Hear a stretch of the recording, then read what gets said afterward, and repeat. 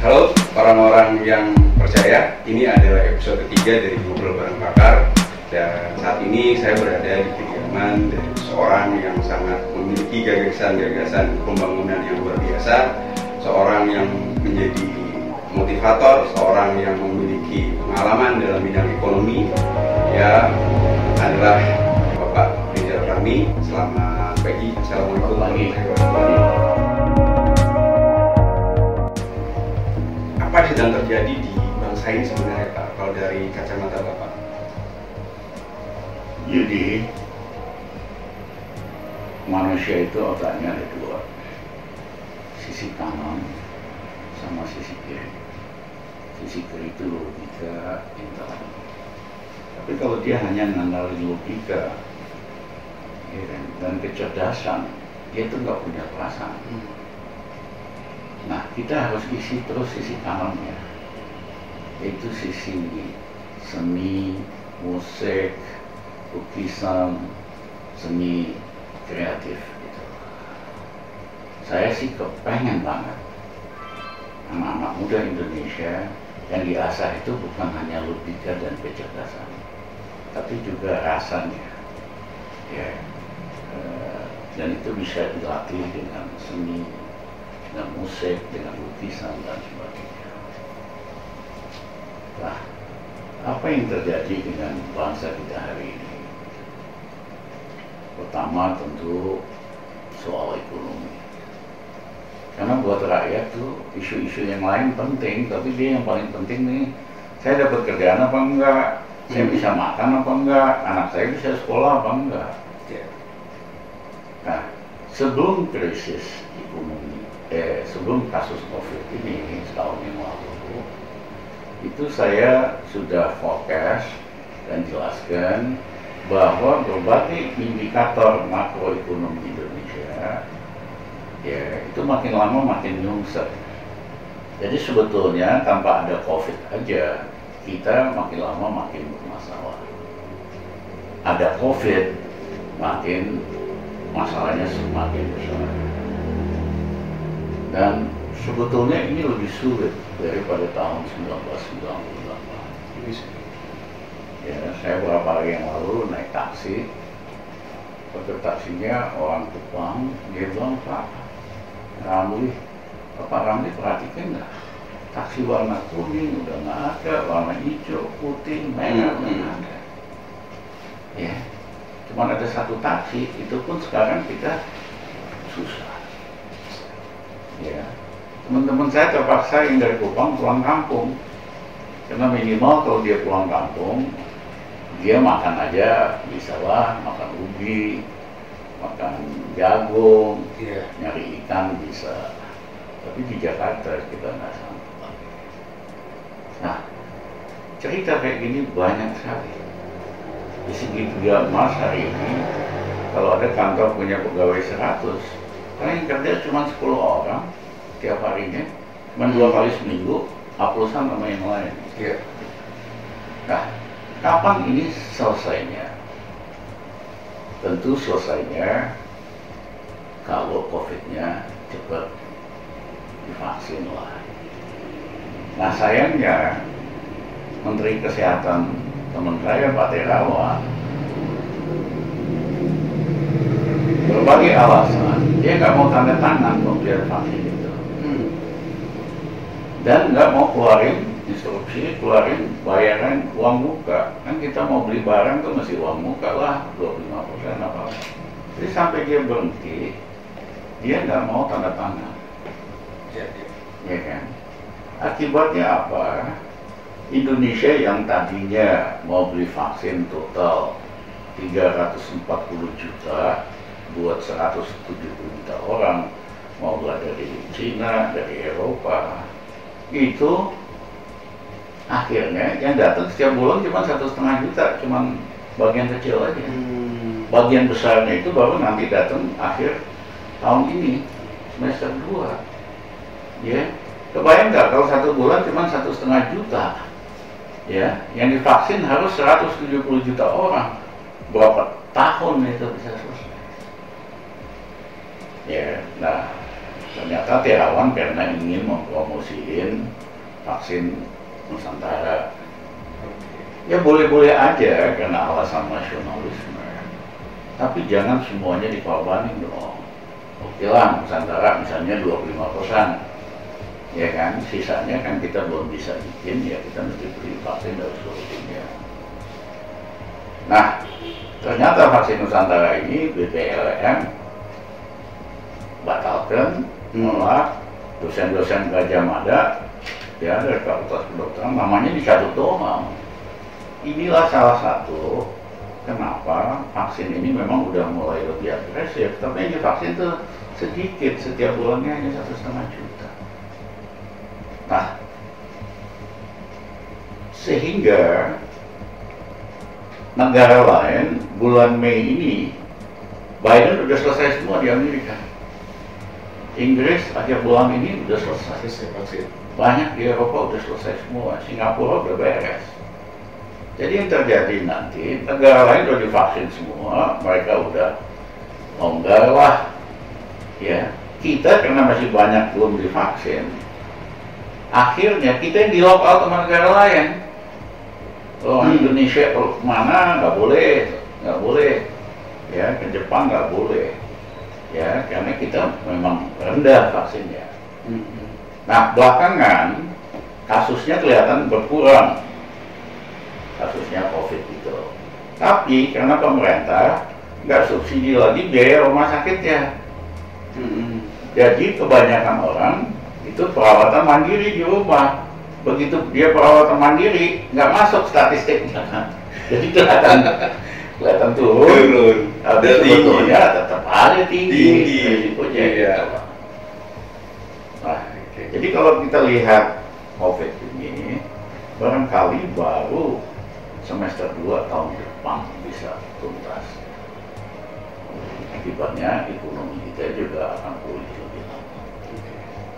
Jadi dengan banyaknya aktivitas, ekonomi kita dengan sendiri akan pulih ya Pak? Ya baru tahun depan kuartal semester 2. Sektor mana Pak dalam analisa Bapak, sektor mana yang untuk merecovery dari kondisi krisis hari ini, sektor mana yang perlu dibenahi lebih dulu Pak? Nah sebelum itu saya jawab dulu, kenapa sih ada negara-negara yang walaupun ada COVID ekonominya pulih lebih cepat? Contohnya itu Turki, Erdogan, ya kan, anjlok, tapi dia ambil langkah-langkah strategi, akhirnya pulih lebih cepat. Perdana Menteri India, Modi, kan juga anjlok gara-gara COVID, tapi tahun ini udah mulai pulih lumayan. Ya, demikian juga Inggris, ya,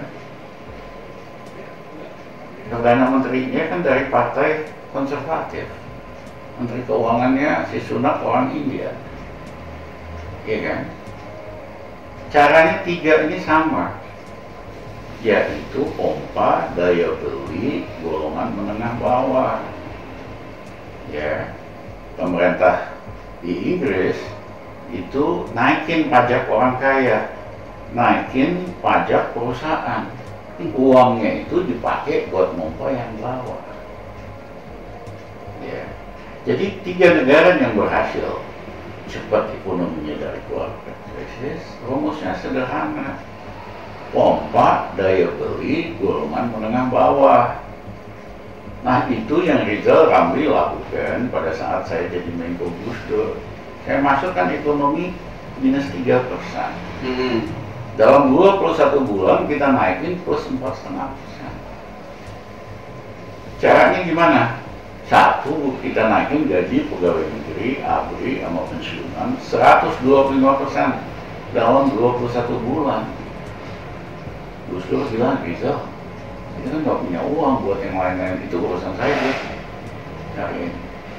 Rumusnya sederhana, karena kalau yang golongan miskin, nggak korupsi, pegawai negeri, begitu dapat tambahan gaji 120%, pasti 99% dia belanjain. Akhirnya saya korektif hidup gitu. Iya, korektif hidup. Iya kan? Iya. Yang kedua, waktu itu waktu zaman Pak Habibie, Mas Adi Sarsono ada kredit usaha tani. Ternyata macetnya di lapangan banyak sekali. Total bunga berbunga 26 triliun. Nah, petani-petani diuber sama camat, sama polisi supaya bayar, kalau nggak tanahnya disita. Mereka gelisah. Akhirnya saya ketemu Gus Dur, saya bilang, Gus, kita udah gila kok, Gus. Masa kita mau sita semua nih tanah petani, terutama di Pulau Jawa, yang cuman istilahnya setengah hektar, 3,4 hektar. Nanti kalau negara udah sita terus semua, kita mau ngapain? Gus Dur bilang, benar juga Rizal, kita mau ngapain kalau kita tanah negara semua? Semua. Akhirnya saya bilang, Gus, gini Gus, kita hapusin aja Gus 26 triliun. Oh, itu kan melanggar hukum. Diputihkan? Iya, nggak usah bayar lah, Putihkan. kan melanggar hukum. Saya bilang, kalau ada yang mau tangkap aja saya mau nggak ada urusan. Saya kan bukan buat diri saya sendiri. Ya, nah, kita lakukan itu. Petani happy banget. Dia nggak diubah-ubah sama jasa sama polisi lagi. Iya kan? Dia semangat lagi berproduksi. Ya. Habis itu saya naikin harga beli gabah dari petani. Ya, sehingga semakin semangat lagi dia.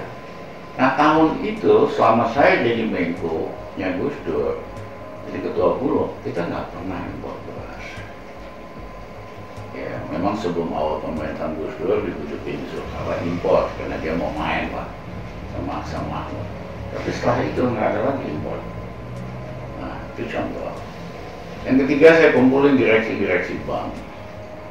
Saya tanya, kredit UKM saya definisikan yaitu yang kreditnya kurang dari 1 miliar. Banyak yang macet nggak?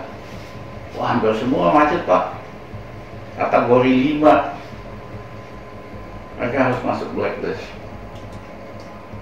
Saya tanya ya sama Dirut Bank BRI, BNI dan lain-lain, Mandiri, kalau kita uber kredit macet usaha kecil ini butuh waktu berapa lama sampai uangnya kembali? Dalam 1 tahun. Ini harus ada keputusan pengadilan. Terus uangnya kembali berapa setelah 1 tahun? Kok cuma 20%? Loh, kok cuma kecil? Ya kan, biaya legal, biaya debt collector, lain-lain cuma 20%. Coba nggak bisa. Rizal Ramli dari dulu selalu caranya out of the box. Caranya cara yang bukan biasa, terobosan.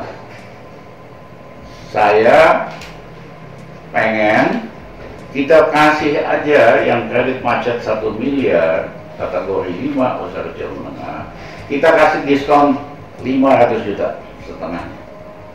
Tapi yang sisanya harus dibayar tunai dalam waktu 3 bulan. Kalau nggak bisa punya potongan sedikit. Apa yang terjadi? 3 bulan kemudian Dirut Mandiri bilang, Pak Ramli terima kasih banget, kita terima 1,5 triliun. BRI cerita terima 1 triliun, total bank-bank semua hampir 7 triliun. Kenapa? Usaha kecil ini begitu ada kesempatan diskon 500 juta, dia pinjam sama tetangganya, jual tanahnya, jual mobilnya, apalagi dapat diskon segitu. Iya kan? Dan yang kedua, begitu dia bayar, dia masuk lagi kategori 1. Artinya dia bisa minjem lagi. Kalau kategori 5 kan macet total. Iya kan? Nah, banknya juga punya uang tunai yang dia bisa putar lagi. Iya kan? Itulah kenapa usaha kecilnya relatif bisa hidup dengan cepat. Yang keempat, saya restrukturisasi kredit macet real estate di BPN. Ya. Itu dalam waktu kurang dari 21 bulan lah. Nah, apa yang kami lakukan itu prinsipnya sederhana. Beresin yang menengah bawah, pompa daya belinya, pasti sektor retail hidup. Nanti yang gede akan membaik dengan sendirinya. Itu yang dilakukan oleh Erdogan di Turki hari ini. Itu yang dilakukan oleh Modi di India. Itu yang dilakukan oleh Perdana Menteri Inggris. Ya kan? Kalau perlu pajakin orang kaya supaya pompa ke bawah. Nah, coba baca apa yang dilakukan oleh Biden, Presiden Amerika yang baru, Menteri Keuangannya, si Yellen. Ya, itu sederhana. Dia kasih yang menengah, yang pas-pasan ke bawah, cek $1.400 per bulan. Itu kan sederhana. Supaya yang pas-pasan ini akhirnya belanja lagi, aktif lagi, nyicil ininya, akhirnya hidup gitu lah. Ya. Nah, sementara kita ini Menteri Keuangannya, saya sebut Menteri Keuangan terbalik. Karena kebijakannya itu terbalik dengan apa yang dilakukan negara-negara lain ini. Ya, dia yang kecil-kecil dia ubah pajaknya. Ya, misalnya waktu itu rame soal pulsa, soal token. Iya. Ya, yang kecil-kecil siapa sih yang pakai pulsa? Iya. Pasti menengah bawah kan. Iya. Yang menengah atas malah langganan. Siapa sih yang pakai token? Anak-anak muda yang baru punya rumah. Iya. Ya. Iya.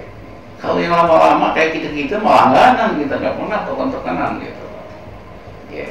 Jadi yang diubah itu yang kecil-kecil, yang simpel-simpel. Tapi pajak untuk orang kaya, misalnya yang mau beli obligasi pemerintah, dibebasin pajaknya 9,3 triliun. Ya kan?